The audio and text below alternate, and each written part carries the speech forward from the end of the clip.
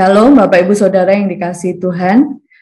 Pagi hari ini kita bersyukur kalau kita boleh kembali bertemu di kontekstual Bible Reading. Hari ini kita sudah sampai di kitab Wahyu pasal yang ke-22. Lalu ia menunjukkan kepadaku sungai air kehidupan yang jernih bagaikan kristal dan mengalir keluar dari tahta Allah dan tahta anak domba itu. Di tengah-tengah jalan kota itu, yaitu di seberang menyeberang sungai itu, ada pohon-pohon kehidupan yang berubah 12 kali, tiap-tiap bulan sekali, dan daun pohon-pohon itu dipakai untuk menyembuhkan bangsa-bangsa. Maka tidak akan lagi laknat. Tahta Allah dan tahta anak domba akan ada di dalamnya, dan hamba-hambanya akan beribadah kepadanya. Dan mereka akan melihat wajahnya, dan namanya akan tertulis di dahi mereka. Dan malam tidak akan ada lagi di sana. Dan mereka tidak memerlukan cahaya lampu dan cahaya matahari. Sebab Tuhan Allah akan menerangi mereka, dan mereka akan memerintah sebagai raja sampai selama-lamanya. Kedatangan Tuhan Yesus. Lalu ia berkata kepadaku, perkataan-perkataan ini tepat dan benar. Dan Tuhan Allah yang memberi roh kepada para nabi telah mengutus malaikatnya untuk menunjukkan kepada hamba-hambanya apa yang harus segera terjadi. Sesungguhnya aku datang segera, berbahagialah orang yang menuruti perkataan-perkataan nubuat kitab ini. Dan aku, Yohanes, akulah yang telah mendengar dan melihat semuanya itu. Dan setelah aku mendengar dan melihatnya, aku tersungkur di depan kaki malaikat yang telah menunjukkan semuanya itu kepadaku untuk menyembahnya. Tetapi ia berkata kepadaku, jangan berbuat demikian. Aku adalah hamba sama seperti kau dan saudara-saudaramu, para nabi dan semua mereka yang menuruti segala perkataan kitab ini. Sembahlah Allah. Lalu ia berkata kepadaku, jangan memeteraikan perkataan-perkataan nubuat dari kitab ini, sebab waktunya sudah dekat. Barang siapa yang berbuat jahat, biarlah ia terus berbuat jahat. Barang siapa yang cemar, biarlah ia terus cemar. Dan barang siapa yang benar, biarlah ia terus berbuat kebenaran. Barang siapa yang kudus, biarlah ia terus menguduskan dirinya. Sesungguhnya aku datang segera dan aku membawa upahku untuk membalaskan kepada setiap orang menurut perbuatannya. Aku adalah Alfa dan Omega, yang pertama dan yang terkemudian, yang awal dan yang akhir. Berbahagialah mereka yang membasuh jubahnya. Mereka akan memperoleh hak atas pohon-pohon kehidupan dan masuk melalui pintu-pintu gerbang ke dalam kota itu. Tetapi anjing-anjing dan tukang-tukang sihir, orang-orang sundal, orang-orang pembunuh, penyembah-penyembah berhala, dan setiap orang yang mencintai dusta dan yang melakukannya tinggal di luar. Aku, Yesus, telah mengutus malaikatku untuk memberi kesaksian tentang semuanya ini kepadamu bagi jemaat-jemaat. Aku adalah Tunas, yaitu keturunan Daud, bintang timur yang gilang gemilang. Roh dan pengantin perempuan itu berkata, marilah, dan barang siapa yang mendengarnya, hendaklah ia berkata, marilah, dan barang siapa yang haus, hendaklah ia datang, dan barang siapa yang mau, hendaklah ia mengambil air kehidupan dengan cuma-cuma. Aku bersaksi kepada setiap orang yang mendengar perkataan-perkataan nubuat dari kitab ini, jika seorang menambahkan sesuatu kepada perkataan-perkataan ini, maka Allah akan menambahkan kepadanya malapetaka-malapetaka yang tertulis dalam kitab ini. Dan jikalau seorang mengurangkan sesuatu dari perkataan-perkataan dari kitab nubuat ini, maka Allah akan mengambil bagiannya dari pohon kehidupan dan dari kota kudus, seperti yang tertulis di dalam kitab ini. Ia yang memberi kesaksian tentang semuanya ini berfirman, ya, aku datang segera. Amin. Datanglah Tuhan Yesus. Kasih karunia Tuhan Yesus menyertai kamu sekalian. Amin. Terima kasih. Bersyukur Bapak Ibu Saudara, hari ini kita sudah sampai di pasal terakhir kitab Wahyu, yaitu pasal 22, yang juga menjadi pasal terakhir di Alkitab. Dan besok kita akan melanjutkan belajar kembali mulai dari kitab Kejadian. Hari ini kita akan belajar dari kitab Wahyu 22 yang merupakan kelanjutan dari pasal 21 kemarin, di mana kita melihat bahwa langit dan bumi yang baru turun dari surga dan juga Yerusalem baru, kota kudus Allah itu turun dari surga. Kemarin kita melihat bagaimana Yerusalem baru itu penuh dengan kemuliaan Tuhan, bahkan begitu luar biasa indahnya kota itu, semuanya terbuat dari emas, dihiasi permata, kristal, ya, semuanya mutiara ada di sana, dan sungguh luar biasa. Dan kemuliaan Tuhan dinyatakan karena Allah dan anak domba yang penuh kemuliaan itu menerangi kota itu, kota Yerusalem yang baru. Dan kita akan lanjutkan di sini dari ayat 1 sampai 5, apa yang ada di Yerusalem baru ini. Kita melihat di ayat 1 bahwa di situ mengalir suatu sungai, ya, sungai air kehidupan. Sungainya jernih bagaikan kristal, karena dia mengalir keluar, sumbernya adalah dari tahta Allah dan tahta anak domba yang memang ada di tengah-tengah kota itu. Dan dia mengalir di tengah-tengah jalan kota itu, dan di situ ditumbuhi, dari ayat 2, ada pohon-pohon kehidupan di seberang menyeberang. Jadi kanan kirinya ada pohon-pohon kehidupan yang senantiasa berbuah 12 kali, tiap-tiap bulan sekali. Dan daun-daun pohon itu juga sungguh luar biasa, bisa menyembuhkan bangsa-bangsa di situ, ya. Jadi kita mengingat di sini, ini seperti keadaan Taman Eden pertama di Kejadian 1 dan 2, ada sungai, ada pohon kehidupan. Tapi di sini sudah ada banyak pohon-pohon kehidupan di situ di Wahyu 22. Kalau dulu yang menikmati Eden pertama hanya Adam dan Hawa, tapi ketika di kota Yerusalem baru, orang-orang yang namanya tertulis di kitab kehidupan anak domba, orang-orang yang percaya kepada Yesus, mereka akan menikmati, ya, seperti dulu di Eden, ada sungai, ada pohon-pohon kehidupan.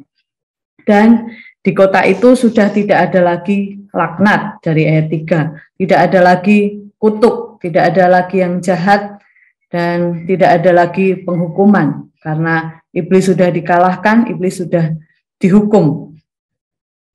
Dan tahta Allah, tahta anak domba ada di dalam kota itu. Dan semua hamba-hambanya akan beribadah kepadanya. Jadi inilah aktivitas kita nanti selama-lamanya ada di dalam Yerusalem baru, adalah untuk memuji, untuk beribadah, menyembah kepada Tuhan, melayani Tuhan, ya. Dan ayat 4 sungguh luar biasa ketika kita mengalami sukacita sejati, sukacita sempurna, karena kita bisa melihat wajah Yesus. Dan nama Yesus akan tertulis di dahi mereka, di dahi hamba-hamba Tuhan yang setia ini. Dan kembali dikatakan di ayat 5 bahwa kota itu tidak perlu lampu, tidak perlu matahari, tidak perlu benda-benda penerang, karena Allah sendiri memerintah sebagai raja atas mereka, menerangi kitab itu. Sungguh luar biasa keadaan di Yerusalem baru, penuh dengan kebahagiaan, sukacita, di mana kita bisa bertemu muka dengan Bapa kita, dengan Yesus Kristus, ya. Kita boleh menikmati relasi yang indah, relasi yang luar biasa dengan Tuhan. Dan janjinya di sini, ya, dari ayat 5 bagian B, bahwa hamba-hamba Tuhan itu akan memerintah sebagai raja selama-lamanya, tentu saja bersama-sama dengan Yesus. Kemudian dilanjutkan di bagian kedua dari ayat 6 sampai 21 bahwa Yesus akan datang kembali. Ada 3 kali disebut di pasal ini, ayat 7, ayat 12, dan ayat 20, bahwa sesungguhnya aku datang segera. Tuhan Yesus datang segera. Dan di ayat 6 di situ dijelaskan bahwa perkataan nubuat dari Wahyu ini tepat, benar. Dan Tuhan itu yang memberi roh kepada para nabi, sudah mengutus malaikatnya dan menunjukkan kepada hamba-hambanya apa yang harus segera terjadi. Jadi memang ya waktunya akan segera terjadi.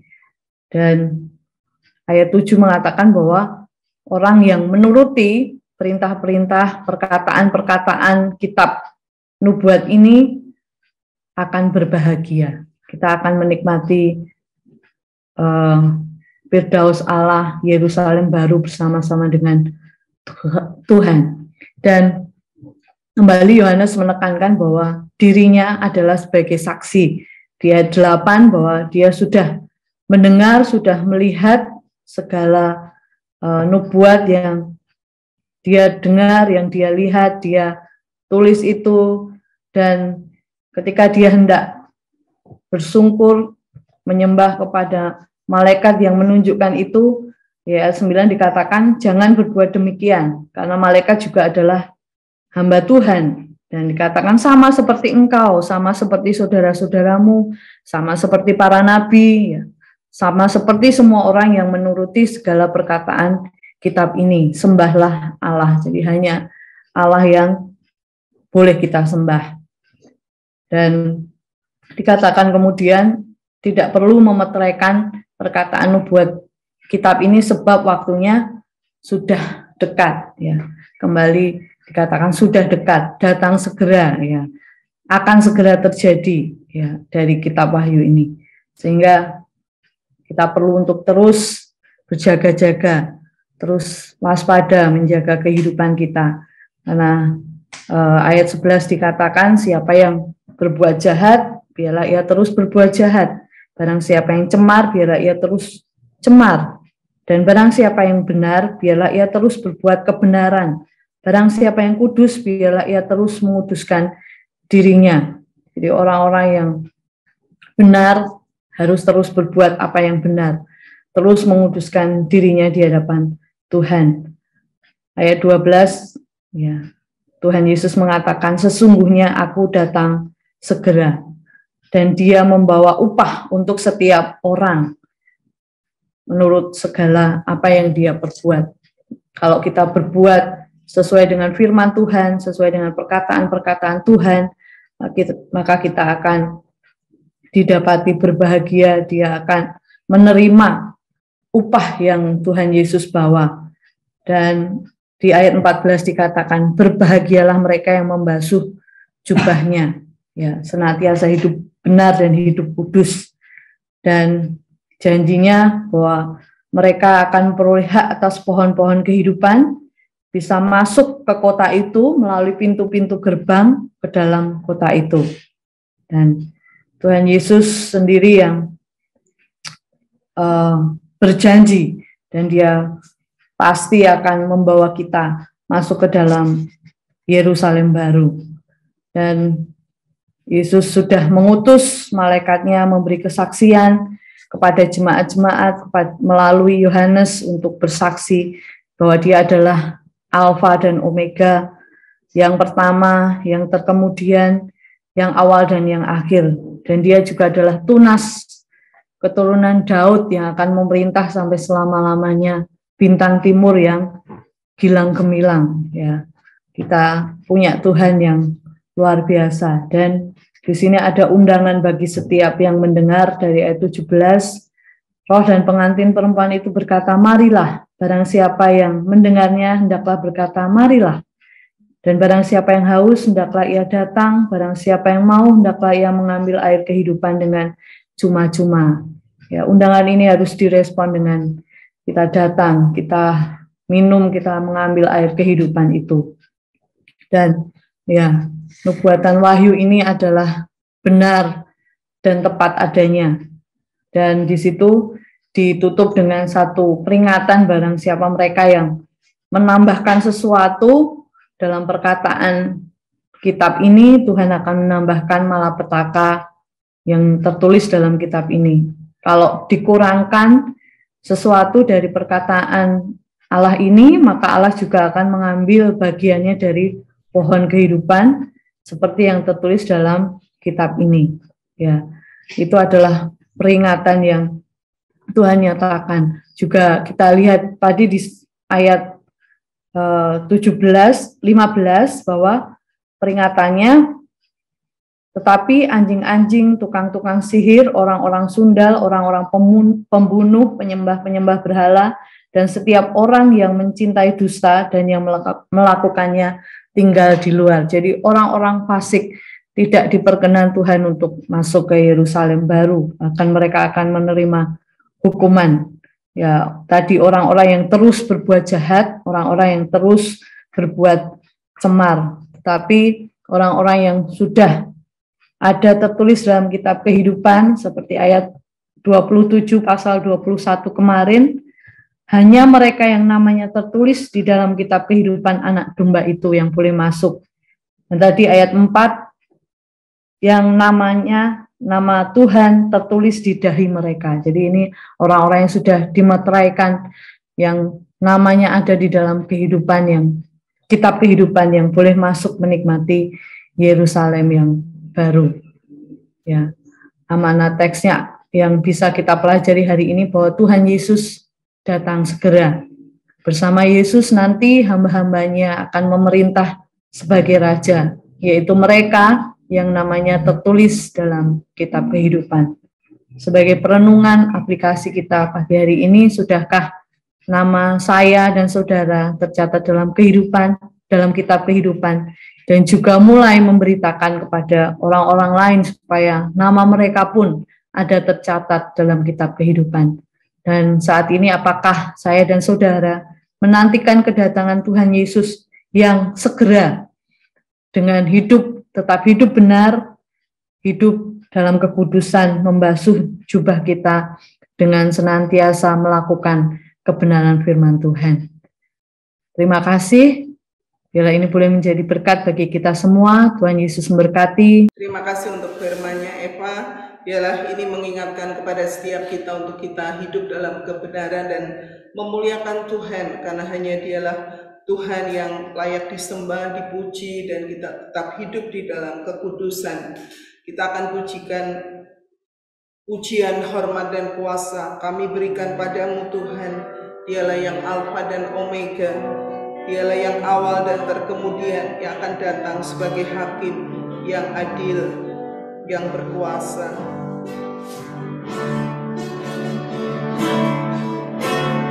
Pujian, hormat, dan kuasa kami berikan padamu Tuhan, yang duduk di atas tahta dan yang memerintah selamanya. Kau Tuhan yang sudah ada, yang ada dan yang akan datang. Bagimu kemuliaan, pujian, hormat.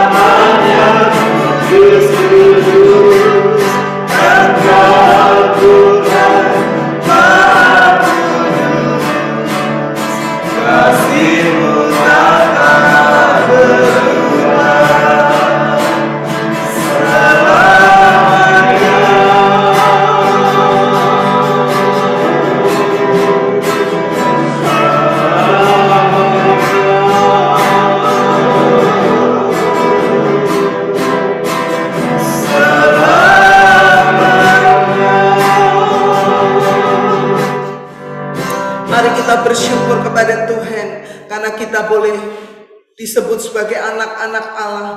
Kita pasti nama-nama kita sudah tercantum dalam kitab kehidupan. Mari kita tetap memelihara hidup yang kudus dan benar dalam menanti kedatangan Tuhan Yesus yang kedua. Mari kita bersama bersyukur.